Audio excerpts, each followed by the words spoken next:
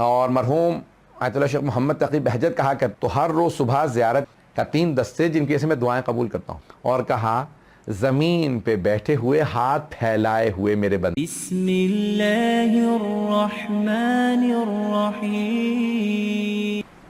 اور یزید کو اسلام کا تو پاس تھا ہی نہیں، اسلام سے پہلے کا عربوں کے قانون کا بھی پاس نہیں تھا. اس نے محرم پہ حسین ابن علی کا خون بہایا. تو آپ دیکھ سکتے ہیں کہ اگر کوئی کہے کہ نہیں وہ عرب تھا، نہیں، اسے کسی قانون کا پاس نہیں تھا، نہ الہی قانون کا پاس تھا نہ ہی دنیاوی قانون کا. میرے بہت سے برادران جو ہے ایک جملہ کہہ دیتے ہیں، کیونکہ ہمارے بہت سے مومنین نے یہاں پہ موضوعات بھی دی ہیں، ایک جملہ کہہ دیتے ہیں کہ کربلا کی جنگ جو ہے وہ امامت کی جنگ تھی یا ولایت کی جنگ تھی. ولایت کی ایک حد تک کہہ سکتے ہیں، لیکن امامت کی جنگ نہیں کہا جا سکتا. کہتے ہیں امامت کی یعنی اہل بیت علیہ السلام کی اور ان کے دشمنوں کی جنگ تھی. نہیں، ایسی بات نہیں، اسلام کی جنگ تھی، دین کی جنگ تھی. بہت سے ہمارے خود مسلمان اور بہت سے مومنین بھی دھوکہ کھا جاتے ہیں. وہ یہ سمجھتے ہیں کہ یزید اللہ کو مانتا تھا، رسول خدا کو مانتا تھا، قرآن کو مانتا تھا، صرف امامت کا منکر تھا. ایسا نہیں ہے، یزید خدا ہی کو نہیں مانتا تھا. یہ مجھے بہت خوشی ہوئی کہ آپ حضرات تک میری بات پہنچ گئی ہے، مجھے وضاحت کی ضرورت نہیں پڑی. یہ مت کہا کیجئے کہ نہیں یزید خدا کو مانتا تھا، رسول کو مانتا تھا، قرآن کو مانتا تھا، امامت کا منکر تھا. ارے ممکن ہی نہیں ہے کہ کوئی اللہ کو مانے اور حسین کا خون بہا دے، ممکن ہی نہیں ہے. اور اس لیے یہ کہنا ہی نہیں چاہیے کہ وہ اللہ کو، جو کربلا میں آئے تھے وہ اللہ کو مانتے تھے، رسول کو مانتے تھے، قرآن کو مانتے تھے، نماز کو مانتے تھے، امام حسین کو نہیں مانتے تھے اس لیے امام حسین کے خلاف تھے. نہیں، ایسا نہیں ہے، وہ کسی چیز کو نہیں مانتے تھے. میں جلدی سے یزید کا شعر پیش کر دیتا ہوں تاکہ آپ کو واضح ہو جائے کہ یزید خدا ہی کا منکر تھا، رسول کا، قرآن کا، ہر چیز کا منکر تھا، صرف امامت کا نہیں، ہر شے کا منکر تھا. سننا چاہیں گے کہ جب روایات میں ہے، تاریخ کے الفاظ ہیں اور تاریخ میں جملہ موجود ہے کہ جب اہل بیت کے سر لائے جا رہے تھے، شام میں بیویوں قیدی بنا کے لایا جا رہا تھا، تو یزید اس وقت شراب پی رہا تھا اور شراب پیتے ہوئے جام ہاتھ میں تھا. بار بار بعض اس کے پاس قرآن کے اوراق پڑے تھے، ان پہ رکھتا تھا، شراب کے جام کو رکھتا تھا. اور نشے کی حالت میں بار بار انسان، کیونکہ بعض اوقات اس کی چیزیں چھپی ہوتی ہیں، جب ڈراؤزی ہو جاتا ہے تو اس کی حقیقت سامنے آ جاتی، تو اس کی حقیقت زبان پہ آ رہی تھی اور وہ بار بار یہی شعر پڑھتا تھا، لعبت ہاشم بالملک فلا وحی نزل ولا ملک جاء. یہ بنی ہاشم نے کھیل کھیلا تھا، نہ کوئی فرشتہ آیا ہے، نہ کوئی وحی ہے، نہ خدا ہے، نہ محمد ہے، نہ کوئی جبرائیل ہے، نہ قرآن ہے، میں کچھ نہیں مانتا، میرے اجداد صحیح تھے، محمد غلط تھا. وہ اپنی اصلیت بتا رہا تھا کہ نہ وہ اللہ کو مانتا ہے، نہ رسول کو، نہ قرآن کو، نہ حضرت جبرائیل کو، نہ حضرت رسول خدا کو. تو خبردار کوئی یہ نہ کہے کہ نہیں وہ اللہ رسول کو مانتا تھا، قرآن کو مانتا تھا. یہ دھوکہ ہے جو بہت سے یزید کے ماننے والوں نے دیا. بات واضح ہو رہی ہے؟ یہ یزید کے ماننے، جو یزید کے ماننے والے ہیں وہ کہتے نہیں وہ اللہ رسول کو مانتا تھا، اس سے غلطی ہو گئی، اس نے حسین کو مار دیا. غلطی نہیں ہوئی، وہ دلی لحاظ سے، جسمانی لحاظ سے، نفسیاتی لحاظ سے، ہر لحاظ سے کافر تھا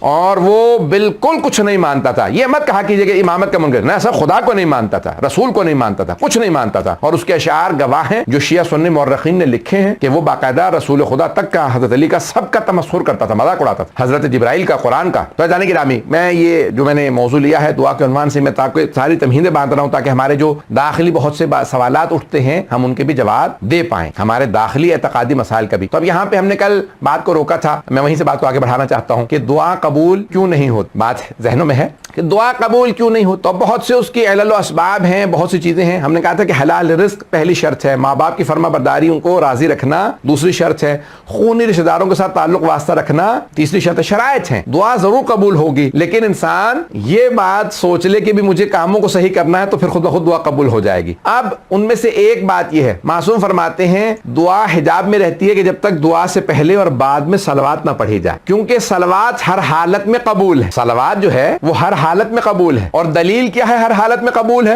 یہ آیت، ان اللہ و ملائکتہ یصلون علی النبی یا ایھا الذین آمنوا صلوا علیہ وسلموا تسلیما، کہ بے شک کہ اللہ اور اس کے ملائکہ نبی اور ان کی آل پہ، یعنی نبی پہ درود و سلام بھیجتے ہیں. اے ایمان والو تم بھی درود و سلام بھیجا کرو. تو جس کام میں اللہ کہہ رہا کہ اللہ بھیجتا ہے وہ کام رد نہیں ہوتا.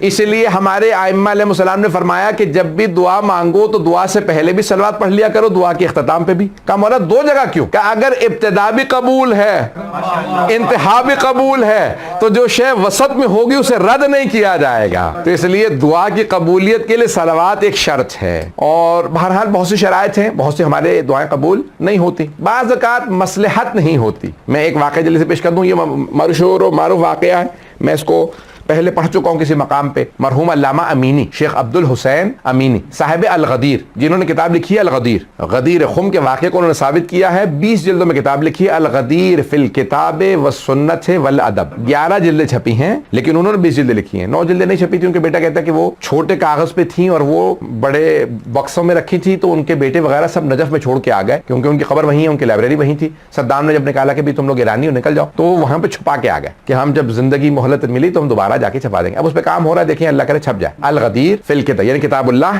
والسنت والادب، غدیر اللہ کی کتاب میں، سنت نبوی میں، اور ادب یعنی شعراء کے کلام میں، تو 3 چیزوں کے اوپر مشتمل انہوں نے پوری کتاب 20 جلدوں پہ لکھی ہے۔ اور سب سے بڑا کمال ان کی کتاب کا یہ ہے کہ انہوں نے تمام احادیث الغدیر کی جو ثابت کی ہیں کہ غدیر خم میں کچھ ہوا ہے، تمام احادیث اہل سنت کی کتابوں سے جمع کی ہیں۔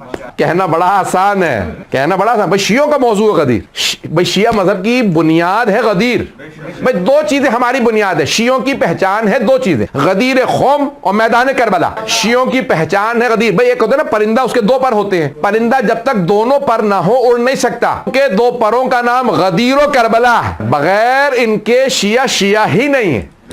ولایت یعنی ولا اور ازا دونوں کے ساتھ مل کے شیعہ بنتا ہے، یہ مجالس نتیجہ ہے ولا اور ازا کا۔ بات واضح ہو رہی ہے؟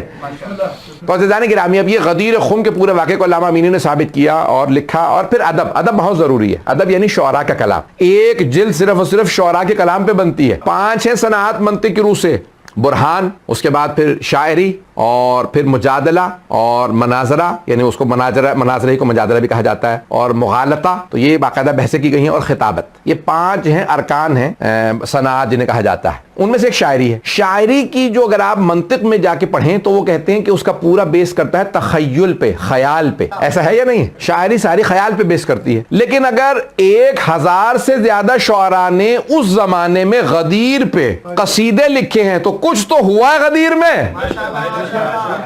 یہ سارے شعراء تخیل میں تو غدیر پہ نہیں لکھ رہے ہیں، اس کا مطلب ہے غدیر میں ہوا کچھ ہے، اور وہی اس لیے ہمارے مرحوم علامہ امینی نے دلیل بنائی کہ غدیر خم پہ، ولایت علی پہ شعراء کا کلام بھی دلیل ہے۔ تو اب عزیزان گرامی میں پیش کر رہا ہوں تو صاحب یہ دعا ہمارا کیونکہ موضوع ہے، صاحب الغدیر کا میں نے پیش کر دیا کہ اتنے بڑے عالم، تو انہوں نے وہ پاؤں سے ایک ان کا خراب تھا، چل نہیں پاتے، ایک ان کا پاؤں سے لنگڑاتے تھے۔ شیخ عبد الحسین امینی تبریز کے رہنے والے تھے، ان کی بہت کتابیں، اور پوری زندگی انہوں نے وقف کی رکھی، 35 سال صرف اور صرف مولا کی ولایت پہ تحقیق، اور پوری دنیا میں سفر کیا، کوئی دنیا کی، ہندوستان تک گئے، لکھنؤ گئے، اور پتہ نہیں کتنے مہینے ناصریہ لائبریری میں رہے، ناصر ملت کی لائبریری میں رہے، کیونکہ ان کے پاس نایاب کتابیں تھیں، نایاب، بڑے بڑے نوابین نے انہیں کتابیں لے کے دی تھی۔ لکھنؤ میں اس زمانے میں کتابیں پرنٹ ہونا آسان نہیں تھا، تو پوری دنیا کا انہوں نے جہاں مصر گئے، ہر جگہ گئے، جہاں پتہ چلا کہ یہاں کی لائبریری ہے وہاں جاتے تھے، کہتے تھے اچھا یہ میرے پاس نہیں ہے، وہاں سے فوراً بیٹھ کے اس میں سے مطالب نکالتے تھے جو ولایت علی پہ تھے۔ 35 سال محنت کرنے کے بعد الغدیر لکھ، دیکھیں علماء کی مخالفت کرنا بڑا آسان ہے، ان کی زحمتوں کو سراہنا بڑا مشکل ہے، لیکن سراہا جائے جب جس نے کسی نے محنت کی ہے۔ میں یہاں روک کے ایک اور جملہ کہہ دوں، مرحوم محمد تقی خنساری یا کسی بزرگ عالم دین کا، محمد تقی اصفہانی کا ظاہراً یہ واقعہ ہے، وہ کہتے تھے میں سوچا کرتا تھا کہ مرحوم صاحب الغدیر 1969 یا 70 میں انتقال ہوا ان کا، 1969 یا 70 میں انتقال ہوا صاحب الغدیر علامہ امینی کا، نجف میں وہیں پہ دفن ہے، میں ان کی قبر پہ گیا تھا فاتحہ کے لیے، تو بہرحال بہت پہنچے ہوئے، تو کہتے تھے میں سوچا کرتا تھا کہ بھئی ان کو کیا مقام ملے گا جنت میں، تو کہنے لگے میں سوچا کرتا تھا، لیکن ایک مرتبہ میں نے خواب دیکھا، اور خواب میں دیکھتا ہوں کہ جناب امیر حوض کوثر پہ کھڑے رسول خدا کے ساتھ، اور بڑے بڑے علماء، جید علماء کھڑے ہیں کہ ہمیں سیراب کر دیں، حوض کوثر سے پانی پلا دیں، کہ اتنے میں خود میں نے دیکھا کہ علامہ امینی آ رہے ہیں، اور امیر المؤمنین نے، مولا کائنات نے خود آواز دے کے کہا کہ راستہ بناؤ، عبد الحسین امینی آ رہا ہے، پتہ نہیں لوگ ہیں یا نہیں ہیں، علماء سے کہا راستہ بناؤ، عبد الحسین امینی آ رہا، تو جیسے قریب آئے تو مولا نے کہا کہ تو نے دنیا میں مجھے روح سفید کیا تھا، کہ تو نے ہر جگہ، لوگ کہتے تھے نہیں علی کی ولایت نہیں ہے، علی کا حق نہیں بنتا تھا، کہ تو نے دنیا میں روح سفید کیا، ہر جگہ میری ولایت کا دفاع کیا، آخرت میں میں تجھے روح سفید کروں گا، کہ تیرے چہرے پہ میں پانی ڈالوں گا، تو نے دنیا کے اندر ہر جگہ میری ولایت کا دفاع کیا، جہاں تو کھڑا ہو جاتا تھا کہتا تھا میں علی والا ہوں، روک کے دکھاؤ۔ اکیلے جامعۃ الازہر گئے تھے، اکیلے، اور تمام 85 مفتی اعظم سے، مفتیان اعظم سے اکیلے نے مناظرہ کر کے علی کی ولایت کو ثابت، تو پوری دنیا میں گئے، اور کہتے تھے کہ جب میں لکھنؤ گیا تو میں وہاں پہ صرف اور صرف اذان کی آواز سے پتہ چلتا تھا کہ نماز کا وقت ہو گیا، میں باہر نہیں نکلتا تھا، وہیں رہتا تھا کہ جتنا وقت ملا ہے میں جتنا بھی استفادہ کر سکوں۔ تو دعا میرا موضوع، میں نے یہ ساری ان کی تمہید بتائی کہ عام آدمی کا واقعہ نہیں سنا رہا، اتنے پہنچے ہوئے عالم کہتے ہیں میں ہمیشہ شب جمعہ مولا کے حرم میں دعا کے لیے، زیارت مستحب ہے، زیارت امام حسین علیہ السلام پڑھنا شب جمعہ میں، تو کہتے تھے میں مولا کے حرم میں جا کے زیارت امام حسین پڑھتا تھا، مولا کی زیارت پڑھتا تھا، مولا حسین کی دعا کو میں جو بھی اعمال وغیرہ شب جمعہ کے اعمال ہیں میں وہ حرم میں کرتا. کہ ایک شب جمعہ میں اعمال بجا لانے کے بعد آنے والا تھا کہ میں زری پہ گیا تو اتنے میں دیکھا کہ ایک اور بیچارے کوئی مومن یا کوئی آدمی جو بیچارہ وہ بھی میری طرح سے بیمار ہے، اور وہ پاؤں لگڑاتا ہوا پہنچا زری پہ، اور زری پہ دونوں ہاتھ رکھ کے کہا یا علی صبح تک میرا پاؤں ٹھیک کر دیں نہیں تو میں مارنا چھوڑ دوں گا. میں نے ایک مرتبہ اسے دیکھا کہ بھی اس قسم کا گستاخ آدمی اس طرح سے مانگ رہا ہے جیسے ادھار دے کے گیا. ادھار مانگنے انسان نے ایسے جاتا، مولا کی شان میں اس طرح سے گستاخ آدمی، اس کو تو مانگنا تک نہیں آتا. کہا میں نے دیکھا مجھے بہت برا لگا، کہا میں جا رہا تھا، میں رک گیا کہ دیکھوں بھئی یہ اس کا پاؤں صبح تک صحیح ہوتا بھی ہے یا نہیں.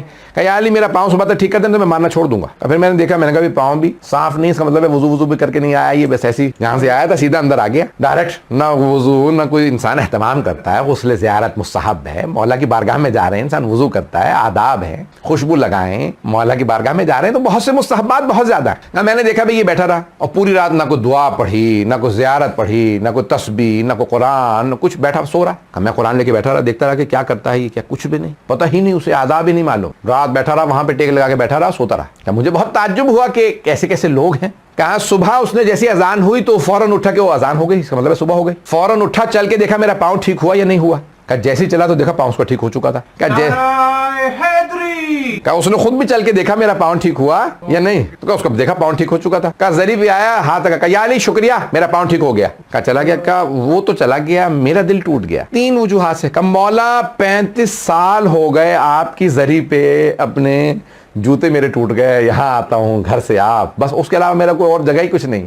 حرم یا گھر یا حرم یا کتاب خانے، لکھتا ہوں پڑھتا ہوں، مجتہد بنا، اتنے طلباء دنیا بھر سے آتے ہیں انہیں پڑھاتا ہوں، مجتہد بنا. دوسرا الغدیر لکھ رہا ہوں، پتہ نہیں بات پہنچ رہی ہے نہیں پہنچ رہی. حرم میں رہتا ہوں، مجتہد بنا ہوں، الغدیر لکھ رہا ہوں، آج تک میرا پاؤں صحیح نہیں ہوا. ان کا بھی وہ کہنے لگے وہ آیا نہ اس کی کوئی عبادت نہ کچھ، اور اس نے زری پہ ہاتھ رکھا، صبح پاؤں ٹھیک، گھر چلا بھی گیا. کہا لیکن میری اتنی ہمت نہیں تھی، انسان جتنا اس کا رتبہ زیادہ ہوتا ہے نا اس کے ادب آداب اتنے زیادہ ہوتے ہیں. کہ میری ہمت نہیں ہوئی کہ میں مولا کی زری پہ شکوہ کروں کہ مولا میرا پاؤں ٹھیک نہیں ہوا. کہا تو کچھ نہیں، میں نے زری پہ دوبارہ زیارت پڑھی، فجر کے بعد چلا گیا. اب پوری رات جاگتا رہا تھا، نیند آ رہی تھی، صبح جا کے سو گیا. آپ کا دل ایک بات کھٹکنے لگی، بھئی کیوں میری اب تک دعا قبول نہیں. کہا میں نے جیسی میں سویا تو خواب میں دیکھا جناب امیر تشریف لائے، تو مولا کائنات آئے اور کہا عبدالحسین امینی کیا بات ہے، یعنی خواب میں بھی پوچھ رہے ہیں کہ کیا بات ہے، یعنی دل میں کوئی بات تو نہیں ہے. تو کہا کہ نہیں مولا کوئی بات نہیں. کہا خواب میں بھی میری جرت نہیں ہو رہی کہ میں مولا سے شکوہ کر سکوں، کہ میرے دل میں شکوہ تو ہے مولا میرا پاؤں ٹھیک نہیں ہو رہا. اس نے مجھے چیلنج کیا تھا صبح تک پاؤں ٹھیک کر دے مارنا چھوڑ دوں گا. کہ اس بیچارے کا اتنا ہی ایمان تھا، اگر پاؤں ٹھیک نہ ہوتا تو اس کا ایمان چلا جاتا. پتہ نہیں بات پہنچی یا نہیں پہنچی. کہ اس بیچارے کا ایمان اتنا ہی تھا، اگر پاؤں اس کا ٹھیک نہ ہوتا وہ کہتا یا علی میرا پاؤں ٹھیک نہیں، میں کیوں مانوں آپ کو. تو میں نے اس کا پاؤں اس لیے ٹھیک کر دیا. اب آپ بہت سے ہمارے شیعہ اکثر کہتے ہیں مولانا ہمارے محلے کے اکثر اہل سنت آتے ہیں، منتیں اٹھاتے ہیں، ان سب کی منتیں پوری ہو جاتی ہیں، ہماری منتیں وہیں کی وہیں. او بھائی وہ جتنے بھی آتے ہیں وہ آتے ہی صرف منتوں کے لیے ہیں. پتہ نہیں لوگ ہیں یا نہیں ہیں. میں جملہ پیش کروں گا، غور سے سنیے گا، مجھے سارے مجمع کی توجہ چاہیے. کہ دعا موضوع ہے، میں ابتدائی مجالس ہے، مجھے آج یہ ایک موضوع اس کو گہرائی میں لے کے جانا ہے تو اس لیے پیش کر رہا ہوں. تو اب علامہ امینی کہتے ہیں کہ مولا نے خواب میں مجھ سے کہا کہ اے عبدالحسین امینی، اس کا ایمان بس اتنا ہی تھا، اس نے مجھ سے کہا میرا پاؤں ٹھیک کر دے ماننا چھوڑ دوں گا. اے عبدالحسین امینی، جہاں تک تمہارے پاؤں کا تعلق ہے، اگر تمہیں پتہ چل جائے کہ اس بیماری یا پریشانی کا آخرت میں بدل کیا ہے، تم کبھی بھی صحت کی دعا ہی نہ مانگو. اور تیسرے، اگر تم مجھ سے کہہ بھی دو نا کہ یا علی میں ماننا چھوڑ دوں گا میرا پاؤں ٹھیک کر دیں، تب بھی ٹھیک نہیں کروں گا. اور جہاں تک الغدیر کا تعلق ہے تو میرا حق ہے کہ تم لکھو. پتہ نہیں لوگ پہنچے یا نہیں پہنچے. میرا حق ہے، میں نے تمہیں اتنا دیا، اتنا عطا کیا، میری ولایت تمہارے پاس ہے. پتہ نہیں لوگ ہیں یا نہیں ہیں. تم اتنے قابل ہو، اوروں میں صلاحیت ہی نہیں کہ میری ولایت کا دفاع کر سکیں. ہر ایک میں تو صلاحیت نہیں کہ الغدیر لکھ سکے، تم میں صلاحیت ہے، میرا حق ہے کہ تم لکھو. اگر آپ میں سے کوئی کہہ رہا ہے میں نے امام مرغہ بنا دیا تو کئی پہ مولا کہیں گے میرا حق تھا کہ تو بناتا، ہاں میں اجر دوں گا، یہ اوروں کو نہیں ملے گا، تمہیں ہی تو ملے گا، اور کسے ملے گا؟ پتہ نہیں بات پہنچ رہی ہے نہیں پہنچ رہی؟ تو جو بھی اگر کوئی نیکی کرتا ہے تو کہتے ہیں دیکھو جو تم لکھ رہے ہو القدیر میرا حق ہے تو تم لکھو، جہاں تک پاؤں کا تعلق ہے نا تم کہہ بھی دو نا کہ مولا میرا پاؤں ٹھیک کر دے تو ماننا چھوڑ، تب بھی ٹھیک نہیں کروں گا۔ تم اگر کہو گے بھی نا کہ یار نہیں ماننا چھوڑ دوں گا میرا پاؤں ٹھیک کر دے، تب بھی نہیں ٹھیک کروں گا، کیونکہ مجھے پتا ہے تم جاؤ گے تو جاؤ گے کہاں؟ صبح ناراض ہو کے جاؤ گے، شام کو آ کے پھر میرے ذریعے پہ رو گے مولا معاف کر دیجئے۔ پتہ نہیں لوگ پہنچ رہے نہیں پہنچ رہے؟ اب سمجھ میں آیا یہ اوروں کی کیوں منتیں اٹھ کے پوری ہو جاتی ہیں، آپ کی کیوں پوری نہیں ہوتی؟ کیونکہ مولا جانتے ہیں یہ جائیں گے تو جائیں گے کہاں، یہ میرے ہیں۔ تو عزیزان گرامی اس لیے بہت سی باریکیاں ہوتی ہیں ہمیں سمجھ نہیں آ رہی ہوتی، تو ان باریکیوں کو سمجھنا بہت ضروری ہے۔ کئی مرتبہ مصلحت نہیں ہوتی، آپ کے لیے اجر و ثواب آخرت میں رکھا ہوتا ہے، ان تمام دعاؤں کے اندر کوئی نہ کوئی قبولیت نہ ہونے میں بھی کوئی مصلحت ہوتی ہے۔ ایک اور میں پیش کر دوں اگر سننا چاہیں۔ نعرہ تکبیر، اللہ نعرہ رسالت، یا رسول اللہ، نعرہ حیدری، بلال اہل بیت بلال۔ بس بھئی آپ کی محبتوں کی نظر کر رہا ہوں کہ جس انداز سے آپ سن رہے ہیں، میں جانتا ہوں مجمع کم ہے لیکن جس انداز سے سن رہے ہیں ویسے سنتے رہے، میں بھی پڑھتا رہوں گا۔ تو عزیزان گرامی اب ایک چوتھے امام سے پوچھا کسی نے کہ مولا ہماری دعائیں قبول نہیں ہوتی، اور بہت سے گناہگار لوگ ہیں ان کی فوراً پوری ہو جاتی ہیں۔ ہم مجلسوں میں بھی مثال کے طور پہ آگے آگے بہت سے لوگ ہیں، مولانا میں تو ہر مجلس میں بھی آتا ہوں، کوشش کرتا ہوں گناہ بھی نہ کروں، نیکیاں بھی کرتا ہوں، اور کئی گناہگار ایسی شکلیں دیکھتا ہوں کہ بہت گناہگار ہیں، ان کی دعائیں قبول ہو جاتی ہیں۔ تو مولا نے کہا کئی مانگنے والے ایسے ہوتے ہیں جن کی آواز اللہ کو پسند نہیں ہوتی، تو اللہ فرشتوں سے کہتا ہے اسے فوراً دے دو، دوبارہ نہ مانگے۔ پتہ نہیں لوگ ہیں یا نہیں ہیں؟ کئی ایسے مانگنے والے ہوتے ہیں اللہ ان کی دعا دوبارہ سننا نہیں چاہتا، کہا اس کی آج ہی دے دو، دوبارہ نہ مانگے۔ اور کسی کا مانگنا اللہ کو اتنا پسند ہوتا ہے، کہتا ہے فرشتوں گواہ رہنا اس کو نہیں دے رہا تاکہ مانگتا رہے، مجھے اس کا مانگنا بہت پسند ہے۔ تو کوئی اتنی محبت سے مانگتے ہیں، اتنی عقیدت سے مانگتے ہیں کہ اللہ کو اور معصومین کو ان کا مانگنا بڑا پسند ہوتا ہے۔ تو اس انداز سے مانگیے کہ اس سے آپ کا مانگنا پسند آئے۔ بات پہنچ رہی ہے؟ تو اس لیے بڑی عقیدت سے مانگنا، یہاں تک کہ انسان مانگے تو ٹوٹے ہوئے دل سے۔ میں نے بہت سے لوگوں کو دیکھا کہ بڑے رو رو کے دعا مانگتے ہیں، ان کو دیکھتے ہوئے انسان کو ہوتا ہے کہ واقعی یہ دعا ہے۔ تو روایت کے الفاظ ہیں، کچھ ایسے مانگنے والے ہوتے ہیں جن کی وجہ سے سب کی اتنا بڑا مجمع ہوتا ہے، اس میں بات کرتے ایک ایسا ہوتا ہے، ایک جس کی وجہ سے جب فرشتے آتے ہیں نا اللہ کہتا ہے جا اس کی دعا لے آ۔ فرشتے کہتے ہیں پروردگارا اسی محفل میں جہاں پہ وہ آدمی بیٹھا ہے جا، کہاں جب جا رہے ہو تو پھر سب کے لیے آنا دعائیں۔ پتہ نہیں لوگ ہے یا نہیں؟ دیکھیں وہ کریم ہے، ایک کی دعا کے لیے بھیجا کہ اس کی دعا لے آنا، کہ پروردگارا پھر باقی لوگ کبھی سب کی جب جا ہی رہے ہو تو سب کی دعائیں لے آؤ۔ وہ اتنا کریم ہے، گنہگاروں کی دعائیں بھی قبول کر لیتا ہے ایک نیک کی وجہ سے۔ اب سمجھ میں آیا یہ مسجدوں امام بارگاہوں میں دعائیں مانگنا کیوں مستحب ہے، کیونکہ وہاں پہ ایک ایسا ہوگا جس کی وجہ سے دعا قبول ہو رہی ہوگی۔ اسی لیے کہا جاتا ہے زری پہ جاؤ، حرم میں جاؤ، وہاں جلدی دعا قبول ہوتی ہے۔ بات پہنچ رہی ہے جانے کی راہ؟ تو اب دعائیں، میں ایک جملہ ہمیشہ کہا کرتا ہوں اور یہ سوشل میڈیا پہ بھی چل بھی رہا تھا پچھلے دنوں، مجھے کسی نے فارورڈ کیا، تو یہ دعا مجھے عجیب و غریب، بہت سے لوگ کہتے ہیں بھئی جب میرے پاس پیسہ ہوگا تو میں زیارتوں پہ جاؤں گا، مولانا ابھی میرے حالات خراب ہیں۔ بہت سے کہتے ہیں بھی میں آج کل بیمار ہوں، جب صحت ہوگی تو کربلا جاؤں گا۔ حالات عراق کے بڑے خراب ہیں، جنگیں ہو رہی ہیں، داعش کے حملے ہیں، جب حالات بہتر ہو جائیں گے تو کربلا جاؤں گا۔ جب گھر کے حالات بہتر ہوں گے تو کربلا جاؤں گا۔ جب ذرا ہمارے حکومت کے حالات بہتر ہو جائیں گے تو کربلا جاؤں گا۔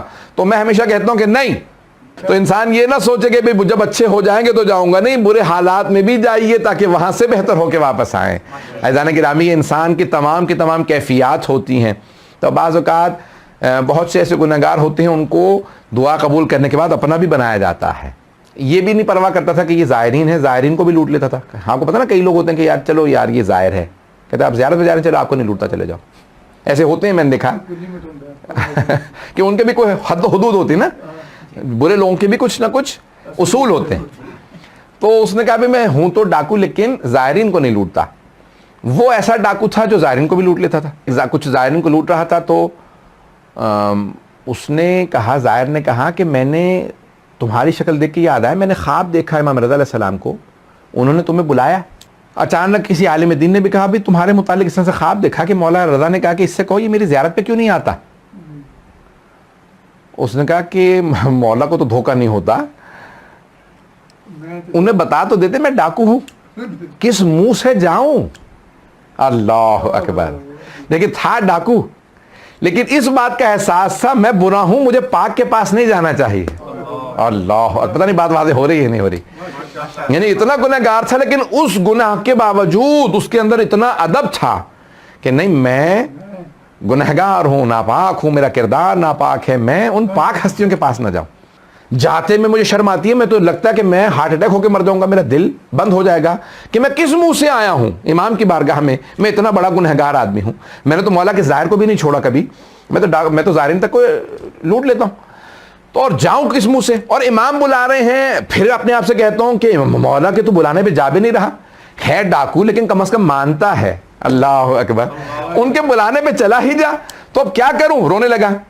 تو گھر والوں نے کہا مجھے نہیں معلوم کہ گھر میں والدین تھے کون تو کہا، انہوں نے کہا بھی جو بھی ہو تو نے ڈاکو اگر تو نے ڈکیتی نہیں بھی چھوڑنی مولا کی بات کو تو رد نہ کر. چلا پھر کہا کہ مولا نے بلایا کس منہ سے نہ جاؤں. پھر حرم مشہد گیا، حرم میں باہر رکا رہا، کہا مولا کیسے آؤں کہ میں نے اتنے گناہ کیے ہیں، میں آپ سے میں نظریں نہیں ملا سکتا، میں زری کو دیکھ نہیں سکتا، ان گنہگار آنکھوں سے زری کو کیسے دیکھوں. آیا ایک مرتبہ اس نے محسوس کیا کہ امام مخاطب ہیں، کہا اسی لیے تو تجھے بلایا ہے کہ تو ان ساری باتوں کو چھوڑ دے، تو ہمارا ہے. جو ہمارا ہوتا ہے وہ کام نہیں کرتا جن میں تو پڑ گیا ہے. علماء کہتے ہیں اس کے بعد اس نے ایسی توبہ کی. ایک زائر نے مجھ سے کہا کہ تو نے سب کچھ لوٹ لیا ہے، میری زیارت اب نہیں ہو سکے گی، تو میں نے اس کے پیسے واپس کر دیے تھے، زیارت نہ رک جائے کہیں میری وجہ سے. ایک زائر کو زیارت پہ جانے دیا، مولا نے کہا نہیں ابھی گنجائش ہے، دل پورا کالا نہیں ہوا، ابھی سفیدی باقی ہے. جہاں تھوڑی بھی سفیدی باقی ہو اہل بیت ہدایت دے کے لے آتے ہیں، لیکن شرط یہ ہے کہ انسان میں پاک ہونے کی گنجائش باقی ہو. جہاں صلاحیت ہو وہاں پہ پاکیزگی آ جاتی ہے، جہاں صلاحیت ہی ختم ہو جائے تو پھر وہاں بعض اوقات دروازے بند ہو جاتے ہیں. دروازے بند نہ ہونے دیں، جب تک دروازے کھلے ہیں آل محمد علیہ السلام کے تب تک انسان کی توبہ قبول. اللہ اکبر. نعرہ رسالت یا رسول اللہ، نعرہ حیدری یا علی، بلند تر صلوات اللہم صلی علی محمد وعجل فرجہم. بس میں ایک آخری پہلو کو پیش کروں گا کہ بعض اوقات روایت کے الفاظ ہیں کہ اللہ سبحانہ و تعالیٰ کہتا ہے کہ جب میں لوگوں کے گناہوں کو دیکھتا ہوں نا تو دل کرتا ہے میں عذاب بھیج دوں. میں اپنے انداز سے پیش کر رہا ہوں. لوگوں کے گناہوں کو دیکھ کے اللہ کہتا ہے میں چاہتا کہ میں عذاب بھیج دوں، لیکن جب میں 3 گروہوں کو دیکھتا ہوں تو میں سارے عذاب ٹال دیتا ہوں. 3 گروہوں کو. کون کون سے 3 گروہ؟ کہا جب میں ماؤں کی گودوں میں چھوٹے چھوٹے بچوں کو دیکھتا ہوں، اور اگر بچے تھوڑا تھوڑا بولنا سیکھ چکے ہوں تو کہو بیٹا میں دعا مانگوں گا تم آمین کہہ دینا. بچوں سے، اپنے ہی بچوں سے جو نابالغ بچے ہیں ان سے آمین کہلوائیں، ان کی دعائیں قبول ہوتی ہیں. یہ بہت عجیب و غریب پہلو ہے. میں جب سوچتا ہوں یقین مانیے انسان کی تقویت ہوتی ہے. نابالغ بچے سے کہو آمین کہہ دے، اس غیر بالغ بچے کی ایک آمین دعا قبول کروا دیتی ہے. کا دوسرا کہا کہ وہ جو بوڑھے افراد ہوتے ہیں نا، جن کی ہڈیاں کمزور ہو چکی ہوتی ہیں، بال سفید ہو چکے ہوتے ہیں، جب انہیں دیکھتا ہوں تو کہتا ہوں گنہگار تھے اب تو کمزور ہیں، میرے ہی تو ہیں، میری مخلوق ہیں. کہ جب انہیں دیکھتا ہوں، گھر میں کہتے ہیں اگر ایک ماں باپ میں سے بوڑھا بھی ہو نا تو خدا کا شکر کرتے رہو، تمہیں معلوم نہیں ہے جو کچھ نہیں کر سکتے اب کچھ نہیں کر سکتے، ان بوڑھے والدین کی وجہ سے گھروں میں رحمتیں آتی رہتی ہیں. ان کی وجہ سے رحمتیں آتی رہتی ہیں. ان کے گھر میں بوڑھے آدمی ہیں. اور یہاں تک روایت میں الشیخ فی اہلہ کالنبی فی امتہ، ایک بوڑھا آدمی اپنے گھر میں ایسا ہے جیسے ایک نبی اپنی امت میں. اور کہا زمین پہ بیٹھے ہوئے ہاتھ پھیلائے ہوئے میرے بندے جو دعائیں مانگ رہے ہوتے ہیں، یہ ارے میری زمین پہ بیٹھے ہاتھ پھیلا کے دعائیں مانگ رہے ہیں. کہا جب میرے بندے میرے سامنے مانگتے ہیں نا تو میں کہتا ہوں ارے انہوں نے مجھ سے مانگا ہے. اللہ اکبر. آپ نے غور کیا؟ آپ کسی سخی کے پاس چلے جائیں نا تو کہتا ہے کیونکہ آپ آ گئے ہیں تو منع نہیں کروں گا. ایسا ہے یا نہیں ہے؟ سخی کے پاس بھی چلے جائیں، کہتے ہیں اب آپ آ گئے ہیں، منع نہیں کروں گا. اور وہ جو سخاوتیں عطا کرتا ہے، وہ جو عطا کرنے والا ہے، وہ جو سخی بنانے والا ہے، وہ جو جود و سخا عطا کرنے والا ہے، اگر کوئی اس کی بارگاہ میں مانگے لے، کیا وہ جو ہاتھ پھیلائے لوگ بیٹھے ہوتے ہیں، جب انہیں دیکھتا ہوں تو کہتا ہوں کہ نہیں، عذاب نہیں بھیجوں گا. یہ مانگنے والے بھی تو بیٹھے ہیں. میں انشاءاللہ کل پیش کروں گا کہ دعاؤں کی، یہ جو ائمہ علیہ السلام کی بعض دعاؤں کے اندر الفاظ ہیں، اس کے کیا اثرات ہیں.